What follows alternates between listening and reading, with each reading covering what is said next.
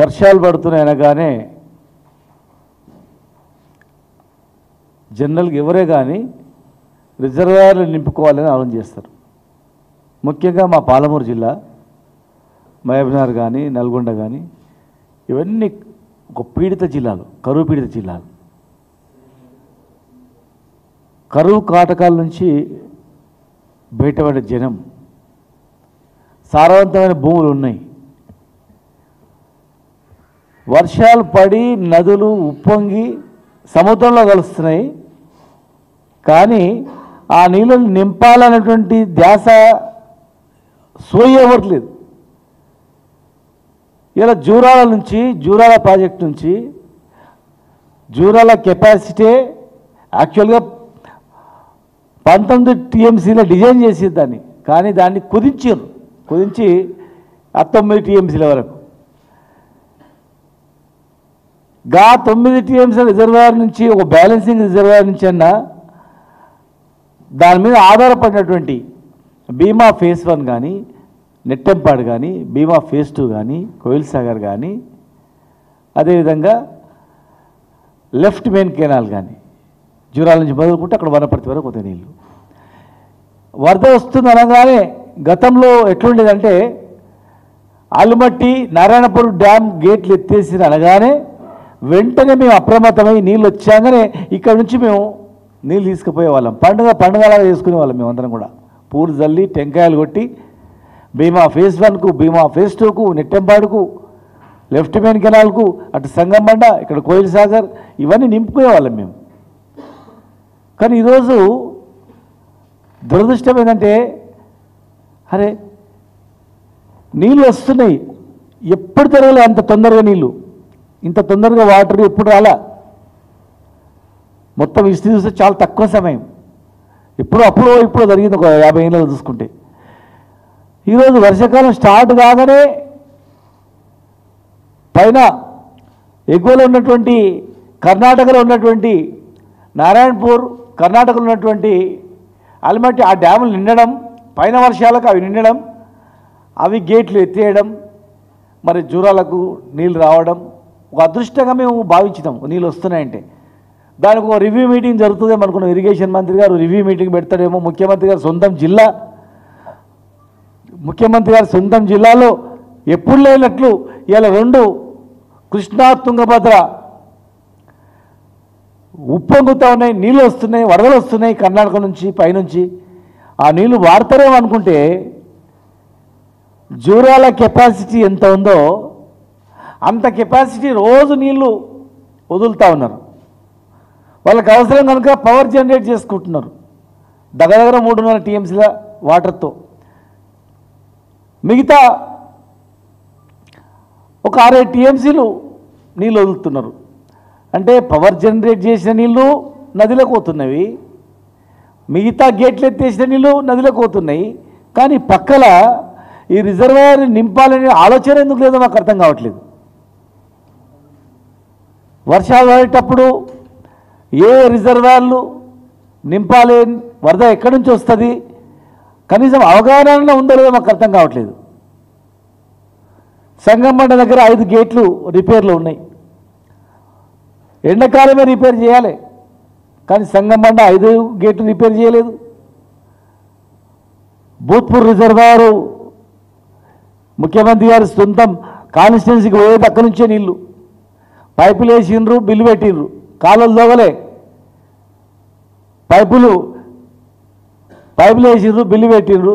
కనీసం ఆ Bhoothpur reservoir గేట్లలో repair చేద్దామన్నటువంటి ఆలోచన కూడా చేయలేదు. సంగంబండ గేట్లు ఆలోచన చేయలేదు.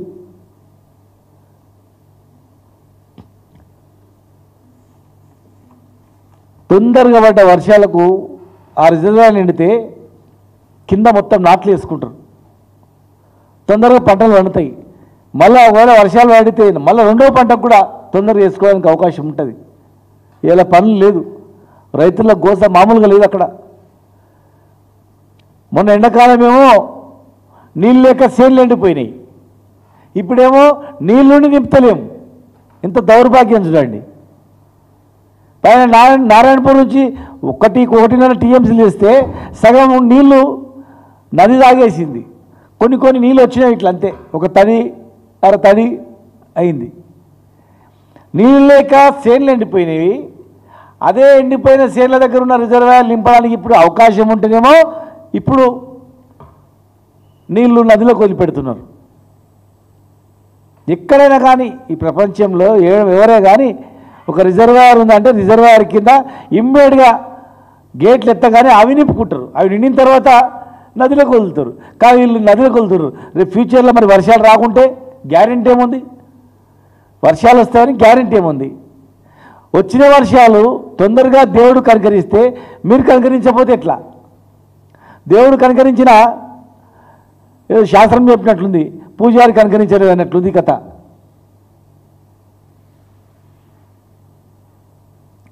లక్షల ఎకరాల పంటను సాగులోకి తెచ్చినటువంటి ఘనత ఈ తెలంగాణ వచ్చిన తర్వాత 10 సంవత్సరాల కేసీఆర్ గారి హాయంలో. మీరు కట్టని ప్రాజెక్టులకు గతంలో మొబిలైజేషన్ అడ్వాన్స్ల కింద బిల్లు ఎత్తుకపోతే ఏం లేదు, కట్టిన ప్రాజెక్టుల మీద రాద్ధాంతం చేస్తున్నారు. 1,00,000 కోట్లు ఖర్చు అయితే 1,00,000 కోట్లు అవినీతి అని చెప్పి తప్పుదో పట్టిస్తున్నారు. రిజర్వాయర్ లేకుండా మీరు ప్రాజెక్టు కట్టిండ్రు. కల్లకుర్తి లిఫ్ట్ ఇరిగేషన్లో కనీసం ఒక 2 టీఎంసీల 1 టీఎంసీల రిజర్వాయర్ అని ఉందా? వరద వస్తేనే కదా, వరద వచ్చినప్పుడే నింపుకోవాలి. మరి రిజర్వాయర్ లేకుండా డిజైన్ చేసిండ్రు. మేము వచ్చి రిజర్వాయర్ కట్టిస్తేనేమో ఆ రిజర్వాయర్ నింపరు. ఇదొకటి కథ నడిస్తే ఇక పాలమూరు రంగారెడ్డి జిల్లా ప్రాజెక్టు దాదాపు 130 పైగా టీఎంసీల రిజర్వాయర్లు కట్టి పంపులు కూడా మోటార్లు పెట్టి రెడీగా ఆన్ చేసి ట్రయల్ రన్ చేసినటువంటి పరిస్థితి. ఏదులా కావచ్చు, ఒట్టెం కావచ్చు, కర్మిన కావచ్చు, ఉదండపూర్ కావచ్చు, నార్లాపూర్ నుంచి మొదలుకుంటే ఉదండపూర్ వరకు రిజర్వాయర్ అన్ని 90% కంప్లీట్ అయిపోయినాయి. టోటల్గా మోటార్లు అయిపోయినాయి. మోటార్లలో రన్ చేస్తే ఈ రిజర్వాయర్లన్నీ నిండిపోతాయి. కనీసం రిజర్వాయర్లు నిండి ఉన్నా మీరు కాలువలు తవ్వకపోతుంది. కానీ టెండర్లు ఇచ్చిన కాలువలను మీరు రద్దు చేసి మళ్ళీ టెండర్లు వెళ్ళకపోయినా కానీ ఏదో కారణం చెప్పి అది అట్లే ఉన్నా కానీ కనీసం మీరు రిజర్వాయర్లు నింపితే మోటార్లు రెడీగా ఉన్నాయి. ఈ రిజర్వాయర్లు 5 రిజర్వాయర్ల నీళ్లుంటే గ్రౌండ్ వాటర్ డెవలప్ అవుతాయి కదా. కాలువల ద్వారా గ్రౌండ్ వాటర్ డెవలప్ అవుతుంది, రిజర్వాయర్ ద్వారా గ్రౌండ్ వాటర్ డెవలప్ అవుతుంది. అటు జూరాల నుంచి ఒక గ్రావిటీ ద్వారా రిజర్వాయర్లకు పోయే అవకాశం ఉన్నా ఏ ఒక్క ప్రాజెక్టును మీరు నింపకుండా ఒక 2 రోజులు నెట్టెంపాటు నింపిరు, మళ్ళీ బంద్ అయిపోయింది అంతే.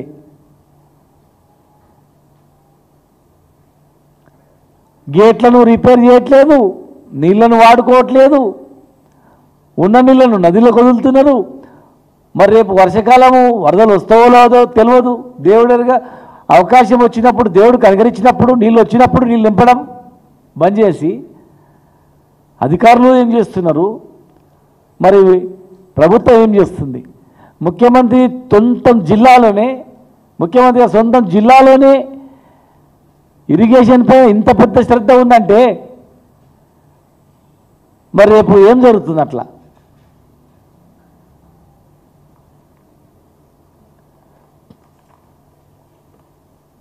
పంతొమ్మిది టీఎంసీల స్థామతతో సామర్థ్యంతో బదులు జూరాలను డిజైన్ చేస్తే ఈ మహానుభావులే దాన్ని 9-10 టీఎంసీలో కుదించారు.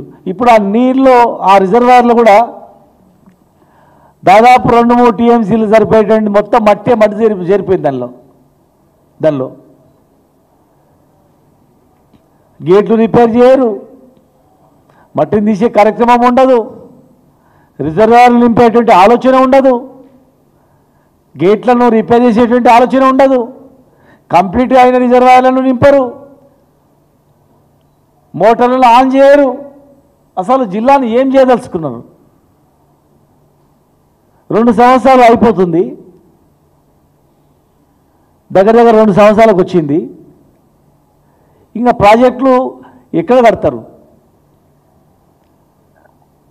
అదే పాలమూరు రంగారెడ్డి జిల్లా ప్రాజెక్టు కాలువల టెండర్లు రద్దు చేయకుండా ఉనింటే మరి ఈరోజు ఈ పాటికి నీళ్ళు వచ్చేటివి. 6 నెలల్లో నీళ్ళు తెస్తామన్నారు. 6 నెలలు పోయింది, 6 నెలలు పోయింది, ఇంకే 6 నెలలు. ఎప్పుడు వస్తాయి నీళ్ళు? ఒక్క ప్రాజెక్ట్ అన్నా కట్టిందా? ఉన్న ప్రాజెక్టులకు నీళ్ళన్నా నింపండాయా బాబు అంటే ఇవాళ అధికారులు మొద్దు నిద్రలో ఉన్నారు, దాన్ని రివ్యూ చేసే పరిస్థితే లేదు.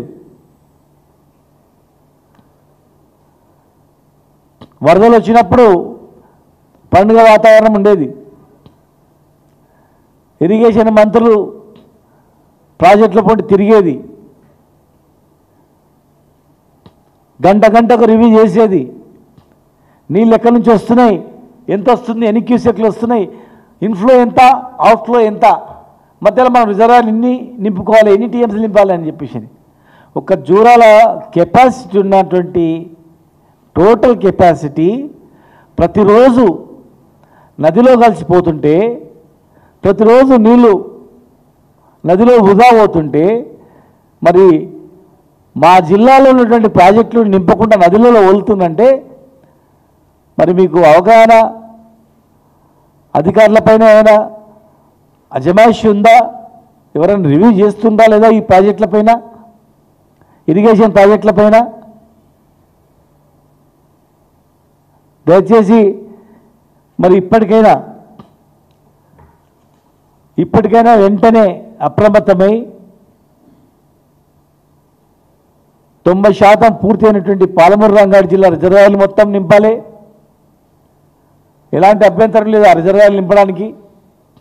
ప్లస్ జూరాల కింద ఉన్నటువంటి భీమా ఫేజ్ 1 కానీ, భీమా ఫేజ్ 2 కానీ, లెఫ్ట్ మెయిన్ కెనాల్ కానీ, నెట్టెంపాడు కానీ ఈ రిజర్వాయర్లు అన్నీ కూడా నింపాలి. సంగంబండ గేట్లను కూడా వెంటనే రిపేర్ చేయాలి. కొడంగల్కి ఎక్కడి నుంచి తీసుకెళ్తుండ్రో ఆ భూత్పూర్ రిజర్వాయర్ అది కూడా గేట్లు రిపేర్లో ఉన్నాయి, దాన్ని కూడా వెంటనే చేయాలి. లేనట్లయితే మళ్ళీ ఎంత వరద వచ్చినా కూడా లాభం లేదు. రైతులందరూ కూడా ఎదురు చూస్తూ ఉన్నారు. మరి వెంటనే రైతు బంధు కూడా వేయాలని చెప్పని, రైతులను ఆదుకోవాలని చెప్పని ఇమీడియట్గా రివ్యూ చేసి ఆ రిజర్వాయర్ ఉన్నటువంటి ప్రాంతాల్లో వెంటనే పర్యటించి ఈ ప్రాజెక్టులు మొత్తం కూడా నింపాలని చెప్పి పాలమూరు రంగారెడ్డి జిల్లా ప్రాజెక్టు పైన ఇరిగేషన్ మంత్రి ఇమ్మీడియట్గా ఒక రివ్యూ మీటింగ్ పెట్టి ఆ నింపడానికి ఉన్నటువంటి అడ్డంకులు ఏమున్నాయి, 100 పైగా టీఎంసీలు నీళ్లు మా మహబూబ్నగర్లో పాలమూరులో నీళ్లు రిజర్వాయర్లు ఉంటే చుట్టుముట్టు ప్రాంతాల్లో గొర్రెలకు కానీ బర్రెలకు కానీ రిజర్వాయర్ గ్రౌండ్ వాటర్ కానీ ఎంతో బ్రహ్మాండంగా ఉంటుంది. ఇది కొన్ని కారణాల వల్ల మీరు కాలువలు తోగలేమని చెప్పినా, సాకులు చెప్పినా కనీసం రిజర్వాయర్లు నింపడానికి ఏం అభ్యంతరం లేవో మాకు చెప్పాలి, ప్రజలకు చెప్పాల్సిన అవసరం ఉంది. కనుక ముఖ్యమంత్రి గారు కూడా వెంటనే ఈ ప్రాజెక్టులపైన రివ్యూ చేయాలి, నీళ్లను వృధా కాకుండా ఈ ప్రాజెక్టులు నింపాలని చెప్పని మేము డిమాండ్ చేస్తూ ఉన్నాం. వెంటనే రైతు బంధు కూడా విడుదల చేయాలి, రైతులను ఆదుకోవాలని చెప్పని మేము డిమాండ్ చేస్తూ ఉన్నాం. అవగాహన లేకుండా కొంతమంది నిర్లక్ష్యం వహించినందుకే మొన్న ఎండాకాలం పంటలు ఎండిపోయినాయి. వర్షాలు పడుతుంటే రిజర్వాయర్లు ఎండుతుంటే రిజర్వాయర్ కింద ఉన్న రైతులకు మీటింగ్లు పెట్టి ఎప్పుడు నాట్లేయాలి, ఎట్లా వేయాలని చెప్పి అవగాహన సదస్సు పెట్టేది, రైతు వేదికల ద్వారా అందరికీ తెలియజేసేది. కానీ ఉన్న రైతు వేదికలు ఇప్పుడు ఎట్లయినాయంటే ఉన్న రైతు వేదికలు ఉపయోగించుకోవట్లేదు. మేము కట్టినామనే కోపం ఎందుకు, అక్కస్ ఎందుకు? ఏ ప్రభుత్వాలైనా మారుతుంటుంది, మారినంత మాత్రాన పాత ప్రభుత్వం స్కీములను రద్దు చేసినామా? మేము పాత ప్రభుత్వంలో ఉన్నటువంటి మంచి మేము స్వీకరించలేదా? ఆరోగ్యశ్రీని కంటిన్యూ చేయలేదా? మా పార్టీ మీద ఉన్న కోపంతో రైతులను ఎందుకు తీస్తారు, రైతులకు ఎందుకు కూర్చోబెడతారు, ఎందుకు రైతు వేదికలు మీరు వాడట్లేదు? రైతు వేదికలు వాడంత మాత్రాన మర్చిపోతారా? కేసీఆర్ని మర్చిపోతారా? గత ప్రభుత్వాన్ని మర్చిపోతారా? రైతు గుండెల్లో మేము లేమా? తెలంగాణ రాకముందు తెలంగాణ వ్యవసాయం ఎంత, తెలంగాణ వచ్చిన తర్వాత తెలంగాణ వ్యవసాయం ఎంత, తెలంగాణ రాకముందు వరి పంట ఎంత, ఈ భారతదేశంలో తెలంగాణ ఆంధ్రప్రదేశ్ స్థానం ఎంత, తెలంగాణ స్థానం ఎంత 10 జిల్లాలది, తెలంగాణ వచ్చిన తర్వాత ఈ భారతదేశంలో నెంబర్ 1 పంట పండించింది తెలంగాణ రాష్ట్రం కాదా? అత్యధిక పంటలు పండించింది తెలంగాణ రాష్ట్రం కాదా? ఉచిత కరెంట్ ఇచ్చింది మా ప్రభుత్వం కాదా? ఈ దేశంలో ప్రతి ఒక్క రైతుకు రైతు బంధు ఇచ్చింది ఈ ప్రభుత్వం కాదా? మర్చిపోతారా? చనిపోయిన ప్రతి రైతు కుటుంబానికి వారం రోజులలో రైతు బీమా ఇస్తాం 5 లక్షల రూపాయలు. మరి మర్చిపోతారా? రైతు మర్చిపోతాడా? ఎవరు మర్చిపోయినా రైతు మర్చిపోతాడా? రైతులకు ఇచ్చిన హామీలు, ఎలక్షన్ మేనిఫెస్టోలో మీరు రైతులకు ఇచ్చిన హామీలన్నీ కూడా ఖచ్చితంగా నెరవేర్చాలి. రైతులకు ఇచ్చిన హామీలు నెరవేర్చిన తర్వాతనే లోకల్ బాడీ ఎలక్షన్స్లో పోవాలి. 42% రిజర్వేషన్ ఇచ్చిన తర్వాతనే లోకల్ బాడీ ఎలక్షన్స్లో పోవాలి. రైతులకు ఇచ్చిన హామీలు ఇచ్చిన తర్వాతనే లోకల్ బాడీ ఎలక్షన్స్లో పోవాలి. రైతుల హామీలు మర్చి ఏదో సాకు చెప్పి ఎలక్షన్ల పేర్ల మీద ఎన్ని డ్రామాలు చేసినా ప్రజలు నమ్మరు. ఖచ్చితంగా కృష్ణా గోదావరి కాకుండా ఇంకా ఎక్కడెక్కడ అవకాశం ఉన్నా తెలంగాణలో అన్ని రిజర్వాయర్లను నీళ్లు వృధా కాకుండా, సముద్రంలో కలవకుండా, నదుల నుంచి సముద్రంలో పోకుండా వ్యవసాయానికి పనికొచ్చేటట్లు అన్ని రిజర్వాయర్లు నింపిన తర్వాతనే నదిలోకి వెళ్ళేటట్లు ప్రణాళికలు సిద్ధం చేయాలని చెప్పి మీ ద్వారా నేను ప్రభుత్వాన్ని కోరుతా ఉన్నాను.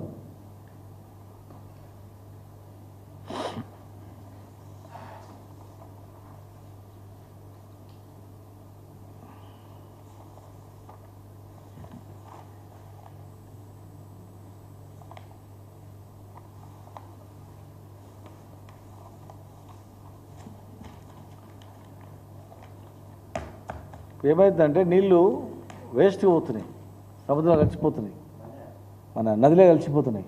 మొన్నటి వరకు అక్కడ పంటలు ఎండిపోయినాయి. లాస్ట్ పంట ఎండిపోయింది. గొడవ చేస్తే నారాయణపూర్ నుంచి వదిలిన 1.5 TMC, 1.5 TMC వదిలితే వీడికి వచ్చే వరకు కపిష్క నీళ్ళు వచ్చినాయి అంతే, నది దాక్కుండా. గతంలో వరద ఎప్పుడు వచ్చేటివి చెక్ డ్యాములు కట్టిరు, పైన మొత్తం చెక్ డ్యాములు కట్టిరు. కర్ణాటకలో జూరాల వరకు వచ్చే వరకు ఎండాకాలంలో కూడా నీళ్ళు వచ్చేటివి, జల్లు అంతా వచ్చేటివి. కానీ ఎక్కడ ఎన్ని నీళ్ళు రాకుండా, కాలు నీళ్ళు కూడా రాకుండా అన్ని చెక్ డ్యాములు కట్టుకుంటూ వచ్చారు. ఎక్కడ నీళ్ళు అక్కడనే ఒడిసి పట్టుకొని తీసుకుపోతారు కర్ణాటకలో ఇదే ప్రభుత్వం, కాంగ్రెస్ ప్రభుత్వమే. ఉన్న నీళ్ళు తీసుకుపోతున్నారు. ఇప్పుడు వాళ్ళు వదిలినంటే వాళ్ళకి ఎక్కువై వదిలిండ్రు. వాళ్ళ డ్యాములు కొట్టుకోపోతాయి నీళ్ళు వదిలిపోతే, తప్పని పరిస్థితుల్లో వదిలింది తప్ప మన మీద మెహర్బాన్ కాదు. మరి కనీసం తప్పని పరిస్థితుల్లో వదిలిన నీళ్ళన్నా మనం వాడుకోకపోతే ఎట్లా?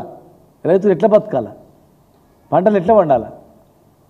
కనుక ఒకవేళ ఈ నీళ్లు వాడకపోతే, నీళ్ళు నింపకపోతే, రేపు ఫ్యూచర్లో వర్షాలు రాకపోతే ఈ ప్రభుత్వందే బాధ్యత వహించాల్సి వస్తుంది ఖచ్చితంగా కూడా.